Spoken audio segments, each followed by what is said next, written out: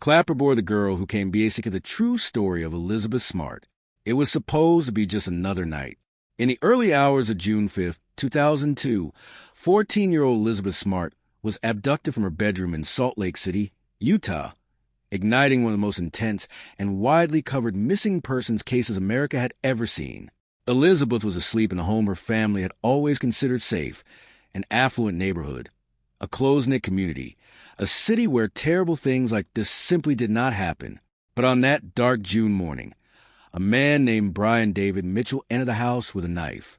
He took her at knife point out of her bedroom, with her 9-year-old sister lying in the same room.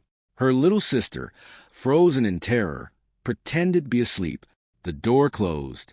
Elizabeth was gone. What followed was 9 months that would test every limit of a young girl's will to survive. Mitchell did not take Elizabeth far. She was held in captivity in the mountains just outside Salt Lake City, close enough that helicopters searching for her flew overhead, close enough that she could sometimes hear the city below. But distance, it turned out, was not the only thing that kept her captive. Mitchell and his wife, Wanda Barzee, held Elizabeth under a terrifying combination of religious manipulation, physical threats, and psychological control. He told her she was his wife. He told her God had chosen her. He told her that if she ran, her family would be killed. And so she stayed. Meanwhile, Salt Lake City was consumed by grief and desperate hope. An intensive manhunt ensued, while the search for her abductor put members of her own family under stressful scrutiny. Investigators turned over every stone. The national media camped outside the Smart family home. Elizabeth's father made tearful pleas on television. The case became a symbol of every parent's worst nightmare, and every community's darkest question. How does someone simply vanish?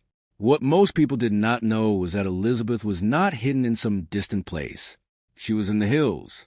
She was alive, and she was fighting in the only way she could.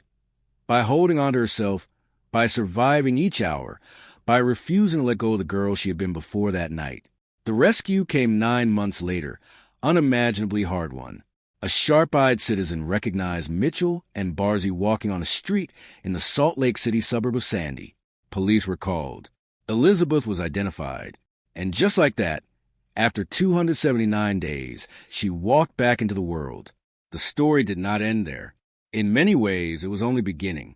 Mitchell was sentenced to life in prison on kidnapping and sexual assault charges, while Barzee received a 15-year sentence after pleading guilty to assisting the kidnapping. But Elizabeth refused to be defined by what had been done to her. She grew up. She got married. She became a mother of 3. And she became one of America's most powerful advocates for survivors of sexual violence and child safety. Now 38, Elizabeth has spent years telling her story through writing, speeches, and film.